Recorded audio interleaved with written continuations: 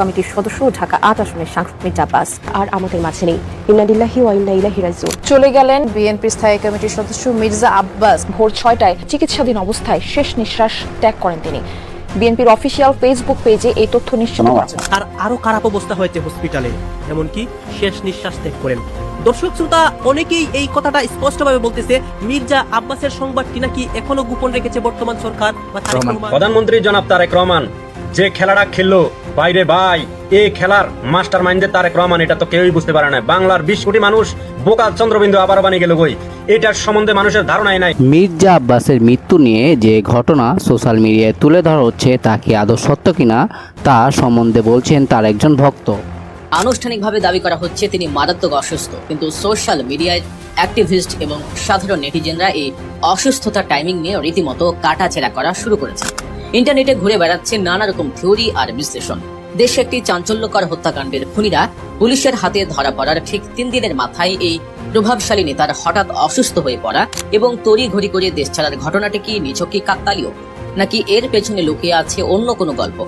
আজ আমরা সোশ্যাল মিডিয়ায় ছড়িয়ে পড়া বিভিন্ন দাবি, গুঞ্জন এবং প্রকাশ্যে আসা ঘটনাগুলোর টাইমলাইন মিলিয়ে একটি নিরপেক্ষ ফ্যাক্ট চেক বা বিশ্লেষণ করার চেষ্টা করব। তিনি এই ভিডিওতে জানিয়েছেন মির্জা আব্বাস কি মরে গেছে কিনা, কি মালয়েশিয়ায় রয়েছে, সকল কিছু রয়েছে এই ভিডিওতে। প্লিজ দর্শক দয়া করে পুরো ভিডিওটি দেখুন। শুরুটা হয়েছিল ঢাকা ৮ আসনের নির্বাচনকে কেন্দ্র করে। এই আসনে মির্জা আব্বাসের অন্যতম বড় এবং শক্তিশালী প্রতিদ্বন্দ্বী হিসেবে মাঠে ছিলেন জুলাই গণ আন্দোলনের জনপ্রিয় ছাত্রনেতা ওসমান হাদি। সোশ্যাল মিডিয়ায় বিভিন্ন রাজনৈতিক পেজ এবং তরুণদের আলোচনার কেন্দ্রবিন্দুতে ছিলেন এই ওসমান হাদি। সাধারণ মানুষের সাথে তার সরাসরি যোগাযোগ তাকে বেশ জনপ্রিয় করে তুলেছিল।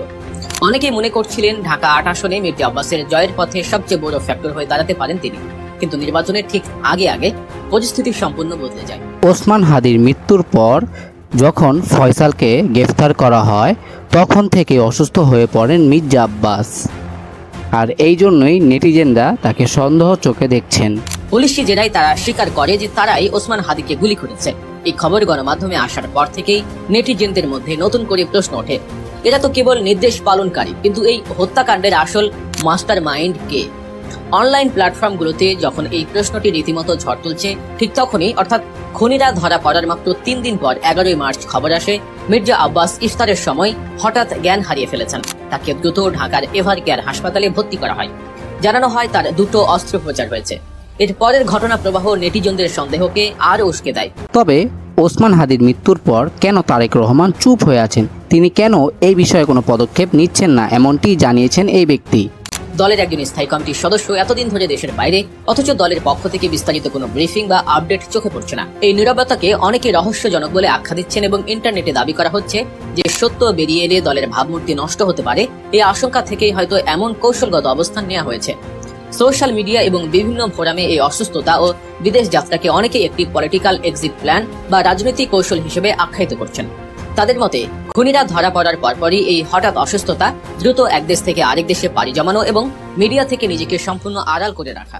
প্রিয় দর্শক, আপনার কি মনে হয় ওসমান হাদির মৃত্যুর জন্য মির্জা আব্বাস দায়ী নাকি তারেক রহমান? আপনার মূল্যবান মতামতটি জানান কমেন্টে। এই ঘটনাগুলো কাকতালীয় বলে মেনে নেওয়া কঠিন।